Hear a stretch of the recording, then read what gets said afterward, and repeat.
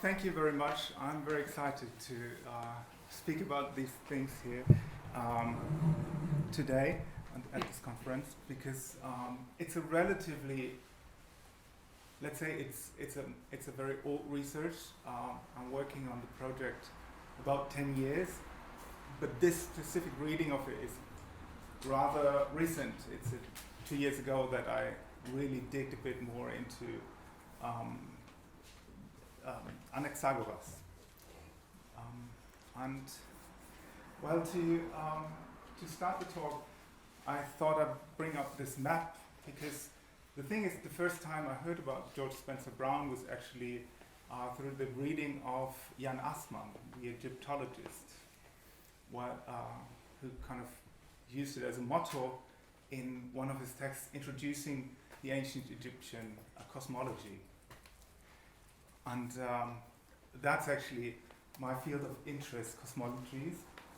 And I want to bring you in this time of the Persian Empire 500 before Christ. That's roughly the time where Anaxagoras was born.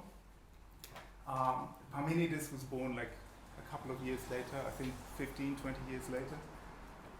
And this map also shows like the intellectual landscape, which is different to that of today, of course. We have Persepolis, which is the capital of the Persian Empire, of course. Babylon, the just defeated empire, and Jerusalem, where the Second Temple has just been built and reopened, and the canonization of the Torah starts. And we have Heliopolis, which is the kind of capital or one of the important centers of ancient Egyptian cosmological thinking. And we have Klatsomene, which is the birthplace of Anaxagoras. He moves to Athens then about 480, and then is exiled after being trialed for blasphemy, and this sentence was then just revoked and changed into a sentence of he was exiled after that. And, well, so I want to start with a statement that every cosmology is a proposition of logic, and that's what I try to do. This is kind of my project in this realm, to reconstruct a possible genealogy of a logic of distinction, starting from the Heliopolitan account in ancient Egypt, that is very early, like 2200 BC. Then I think one can find traces in the Genesis, Bereshit. That's the first Genesis. There are two accounts of the cosmological accounts, of course, which is 700 to 500 BC, and then Anaxagoras probably around 470 something, and then we end up with George Spencer Brown in 1969. And well, I want to talk about Anaxagoras today. And his cosmology starts with a state before the first distinction, and I want to read it to you. All things were together, unlimited both in amount and in smallness, for the small too was unlimited. And because all things were together, nothing was evident on account of smallness. This is also the start of Genesis. You can might as well say.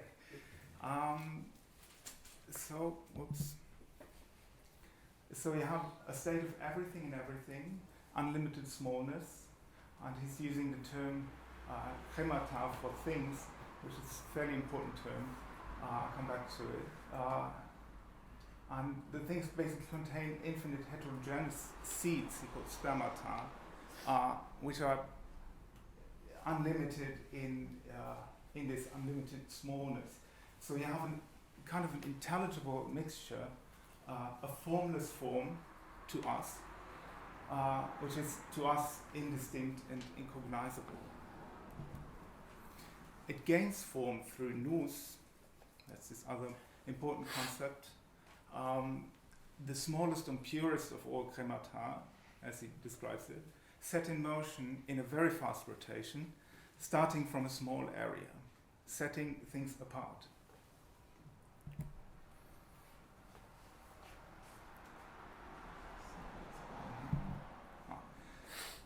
What I want to do to kind of clarify Anaxagoras' position is to compare it to Parmenides, because they make the same argument that, in the words of Parmenides, being cannot not be. Anaxagoras makes the same claim by saying what is cannot not be. But they have quite radically different consequences.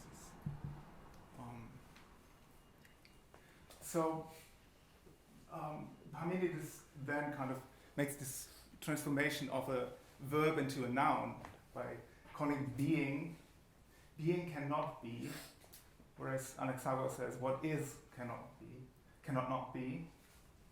And Parmenides' claim is being is an ungenerated and imperishable, entire, unique, unmoved and perfect state.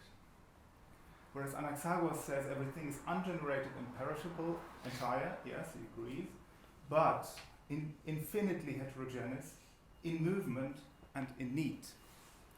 In need is very important because it relates back to the term cremata he's using. It stems from kaumai and the suffix ma, and you could translate it as what is what which is to use for a purpose, in need or want of something, or yearning after something.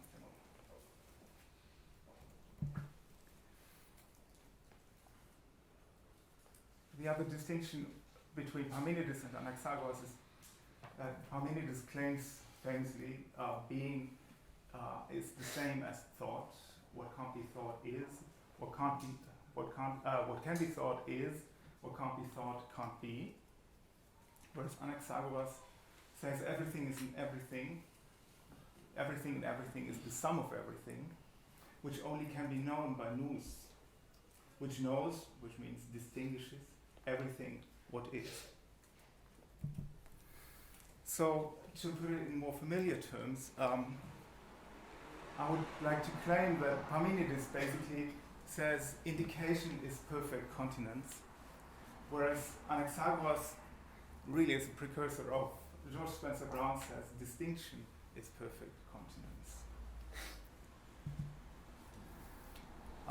So we have a logic of indication which results in a replacement of the same term, saying being is indivisible, being is one, being is perfect, whole, same, infinite. Whereas Anaxagoras says we cannot make an indication without drawing a distinction. So, and there's a rejection.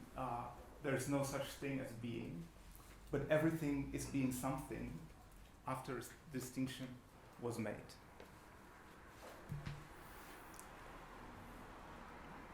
Parmenides kind of tries to enforce this claim of the one, the perfect one, by saying being is in a state of perfection from every viewpoint, like a volume of a spherical ball, and equally poised in every direction from its center. And he continues, being is changeless in the coil of huge bonds, remaining the same. It lies by itself, for strong necessity holds it in the bondage of a limit. So we can say, with these two quotes, for it, Parmenides says, for it, being is equal with itself from every view, whereas Anaxagoras says everything has a share of everything, but nous is unlimited and self-ruling, and has been mixed with no thing, but is alone itself by itself.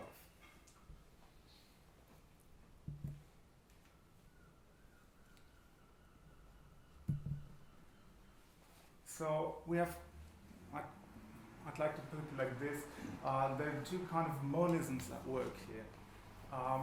Parmenides, with this claim equal with itself, is a monism of indication, and works kind of as a revelation of the whole through identification with it, and a rejection of the unconceivable. Whereas Anaxagoras says nous alone, itself by itself, is a monism of distinction, embracing infinity and heterogeneity and allowing for an unconceivable whole. So, a very important distinction, I think.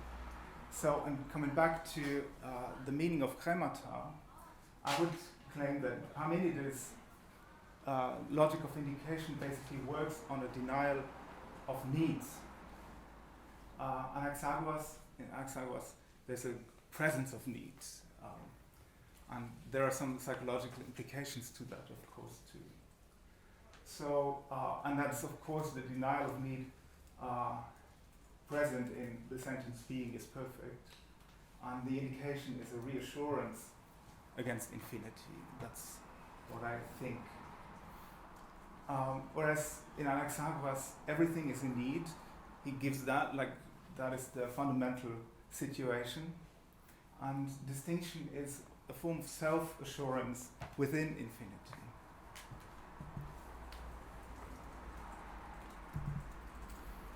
Oops.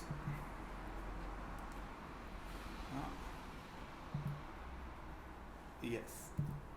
That was missing. So the concept of Anaxagoras, in the words of Simplicius, who basically saved his work, there are two worlds, one, the intelligible world and the perceivable, which developed from it. So I try to map this.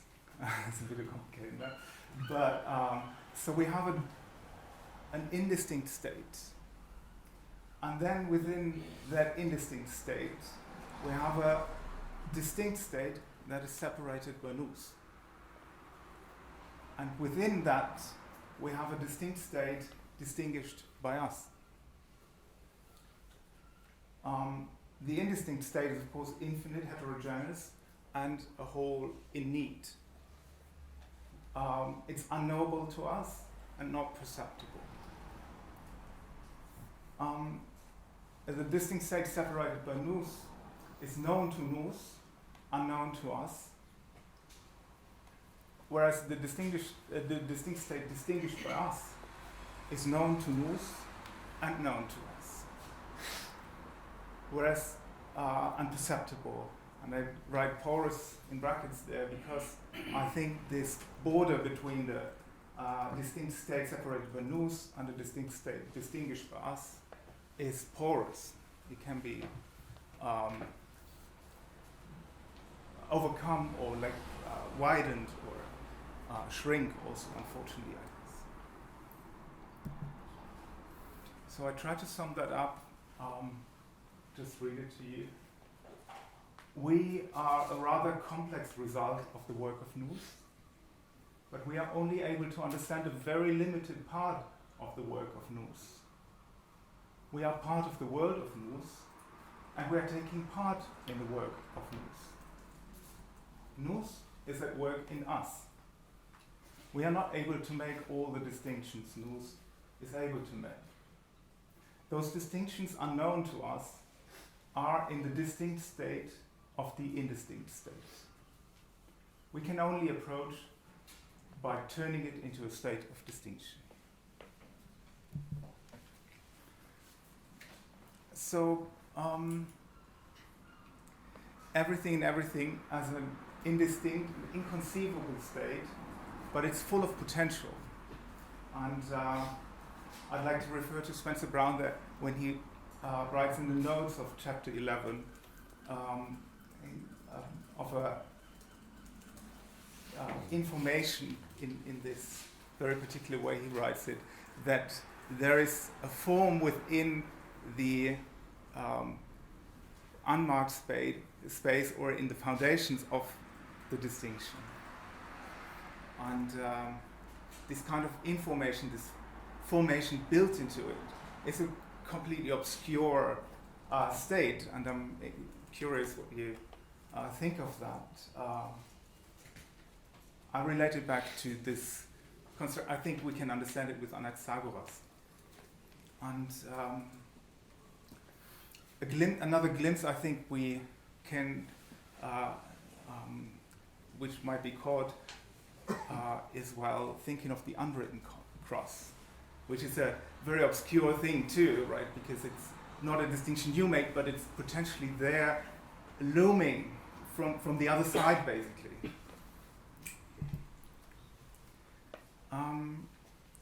So I'd like to, in the end, I don't know like how much time I do have, talk about time, indeed. Good, thank you. So Anaxagoras states very curiously, the Greeks are wrong. Remember, he's from Persia. The Greeks are wrong, for nothing comes or be or passes away. For nothing comes to be or passes away, but is mixed together and dissociated from the things that are. The Greeks would be correct to call coming to be a mixing together and passing away dissociating. And I'm not fully sure if I can put that here, but I did it also because I saw the tombstone of George Spencer Brown. I thought it's a very interesting correspondence here. So I want to make an argument. The form, marked, unmarked, but the indistinct state is not the unmarked state, but beyond the state of marked and unmarked. Unmarked is unmarked. So we have a moment of time in there. So the co-production of a distinction implies oscillation, and I think of it as just the mark itself would flip back and forth. So, I mean, it's this kind of hide and seek play. Spencer Brown also mentions. If you look at the unmarked state, it's the marked state. If you look at the unmarked state on the other side, it's the marked state. There's an oscillation going on, and this is distinct from the indistinct state. So, take the unmarked state as an indication of time past. Take the indistinct state as an indication of a state beyond time. The indistinct state can't be indicated because you can't make an indication without making a distinction. To try to indicate the indistinct state is like running towards the horizon. Or it's just like a thing that breaks as soon as you touch it.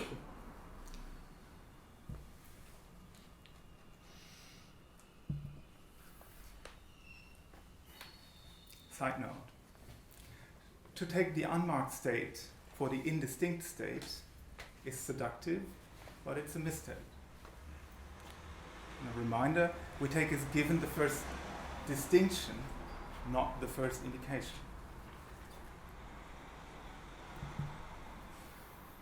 So a little rule. To ask for a first cause is forbidden, because you make the indication a first, severed from the distinction. The indistinct state is not a first cause, since it breaks as soon as you touch it. It is not severed, but separate, just like everything else. And Anaxagoras speaks about that quite clearly, reminding me of the butcher's knife of Plato. He says, like, no, things are not severed like with an axe, but they're always separate, just separated, but connected. Keep connection.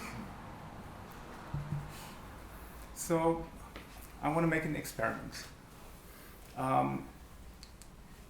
as a critique of the circle, to reject Parmenides' notion, indication, which would be indication is perfect continence. And we can make an indication without making a distinction.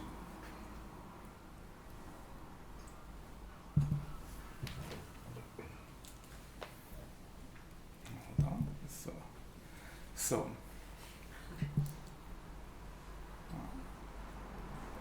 this is too fast. I don't know.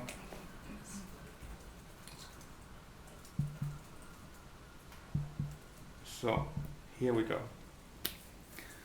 Instead of the circle, I'm working with a triangle. A minimum of 3 connected points are necessary to describe an enclosed space in a plane. The circle is not a hole, but a hole. Refers to laws of form 2 in chapter 11, where he does exactly that. He treats it as a whole. Treat the triangle as a whole.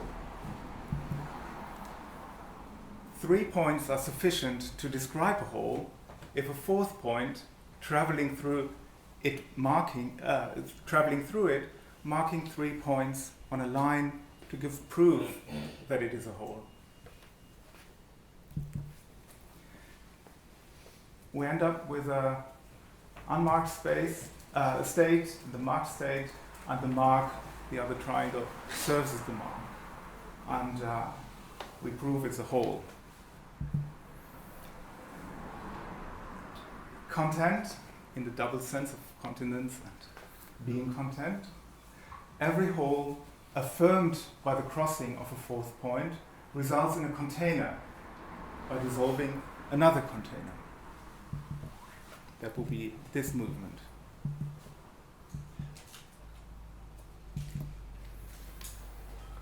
Each container is a space with the potentiality of permeating itself.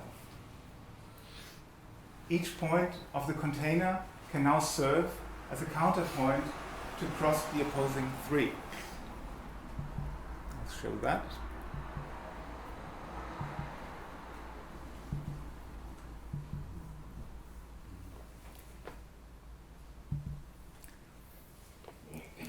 So, going back to that model, variant B.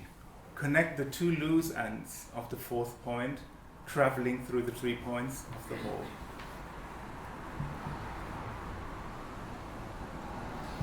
Does it do it?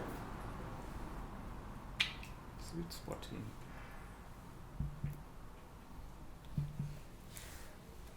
Exactly. Now the points representing another triangle chained to the triangle representing the whole. Again, we have the unmarked state and the marked state and a container, and the mark, the other triangle still serving as the mark.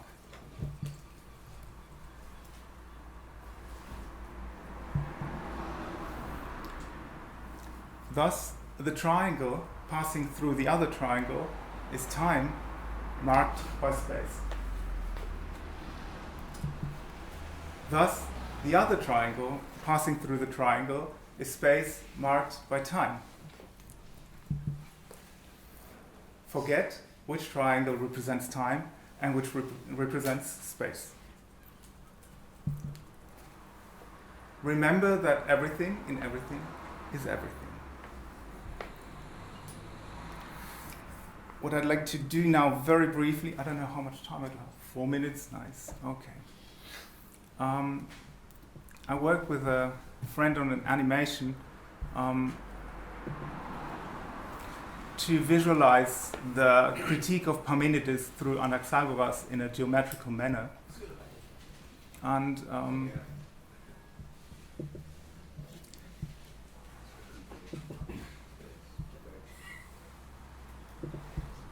that looks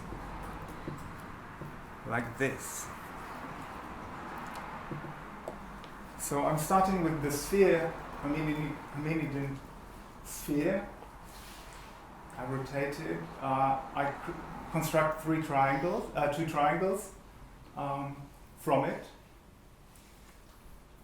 I interlock them, or just state that they're interlocked. And what I need to do, so I need to squeeze them in an equilateral triangle so that they can rotate into each other.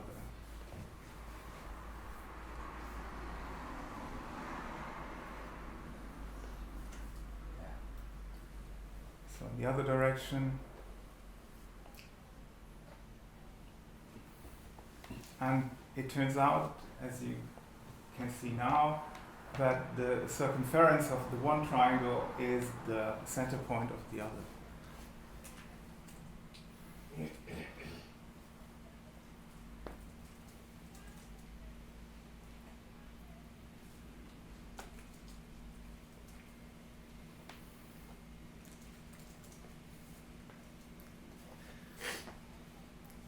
Good.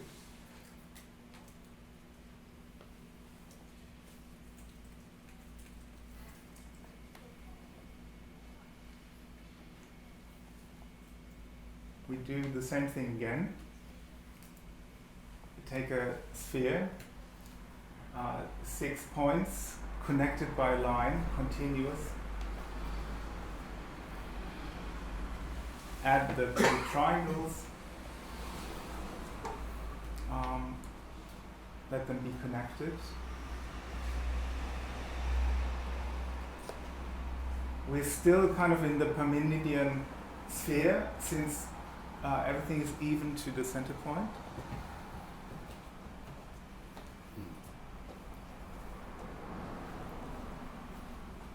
And we come back to the triangles, squeeze the triangles again into equilateral triangles, and rotate them. So just that you can see how it looks like. What we do then is we number the continuous line here. And you'll see there's a pairing occurring. I don't know what to make of it. Maybe mathematicians can. So we have the odd and the even numbers separated in the two triangles. And what we need to do now is a very important step. What we need to do is we need to flip the red triangle to make a distinction. That happens in the way that we flip it. I need to come back to my notes there too. I'm sorry. We need to flip the triangle by 180 degrees and turn the plane by 180 degrees. So we do something to this relation we constructed earlier on, the relation of space and time, as I claimed, which is fundamental to the distinction.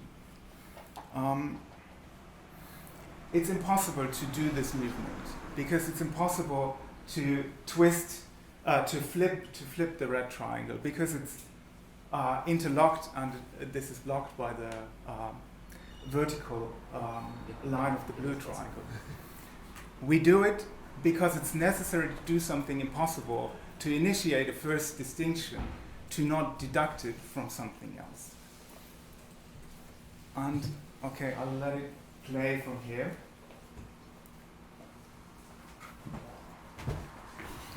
That is the flip.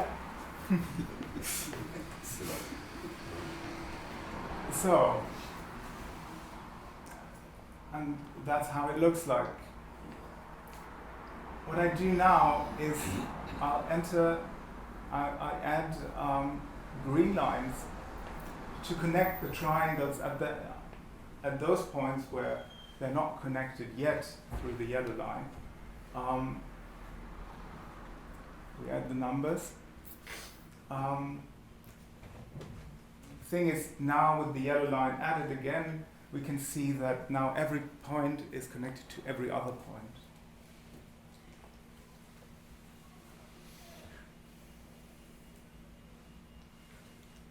And then we can see that we can inscribe a Mobius strip into the whole construction. And I think that will be my claim, that that is actual actually the geometrical shape which can perform the mark and the distinction. And what I do next is I let it rotate again. And that's the end of my talk. Thank you very much.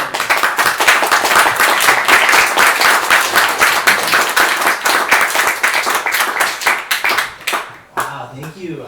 So we definitely have questions. Okay, I'll go with me.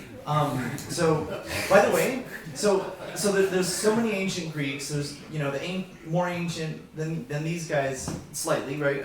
There's the classic figures, and then there's the later folks, right? And like with Aristotle, you get this whole like doctrine of participation, and then with the Neoplatonists in the hands of, in particular, I have in mind Iamblichus in his book On Physical Number assigns to the body and the soul these two different cubic numbers. One is one of symmetry and one is one of dissymmetry, and specifically they are called the even times the even times, that's the number of the soul, and the odd times the even odd times, that's the number of the body.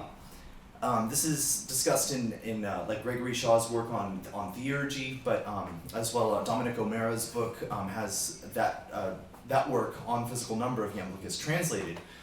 So the three numbers, actually, the odds and the evens of the two triangles in this critique of Parmenides that you find in Anaxagoras, and you've figured out into these two triangles in the spheres, that the circles that are also spheres, that need to get the world going.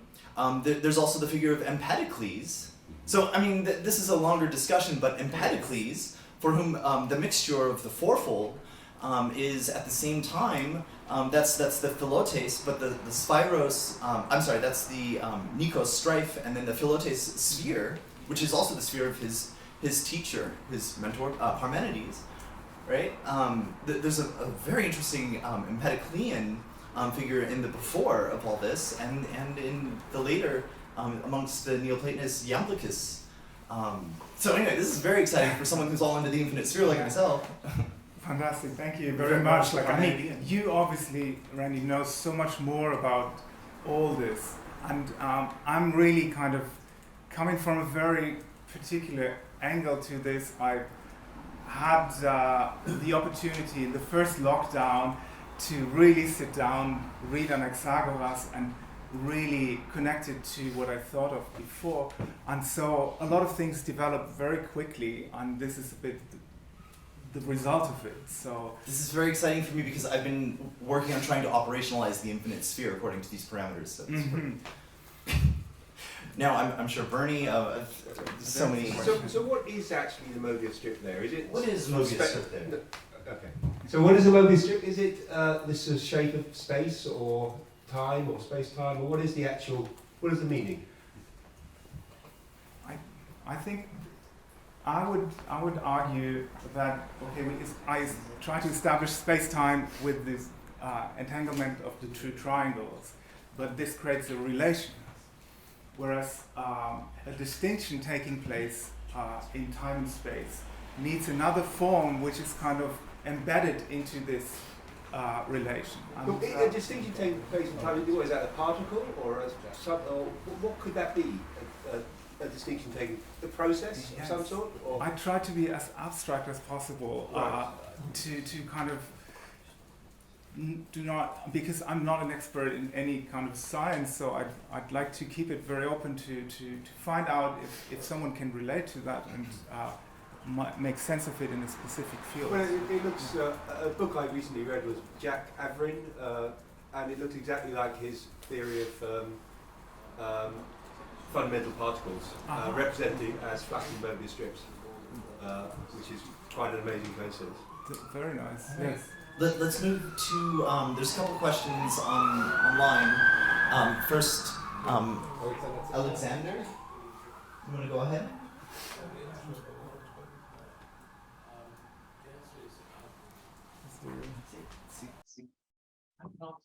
But basically, the question in the chat is, what if there would be no first distinction? Well. Oh yes, you mean that? You mean me, Alexander? Yeah. Yeah.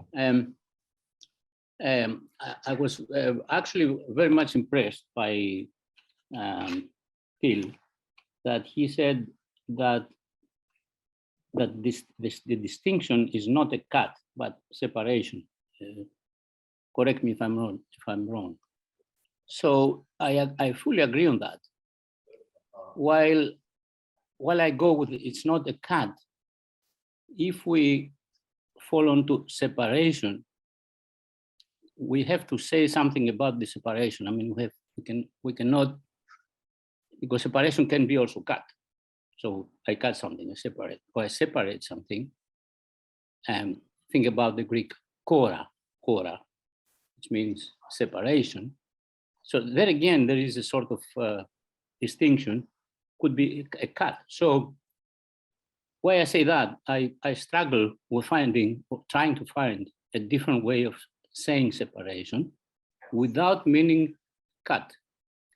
And one of the possibilities is to say, okay, there's no first distinction. If there would be no first distinction, then there's no first distinction. That means nothingness. It doesn't mean void, as far as I can say, because void in Greek is kenon. It's nothing. Not the word nothing.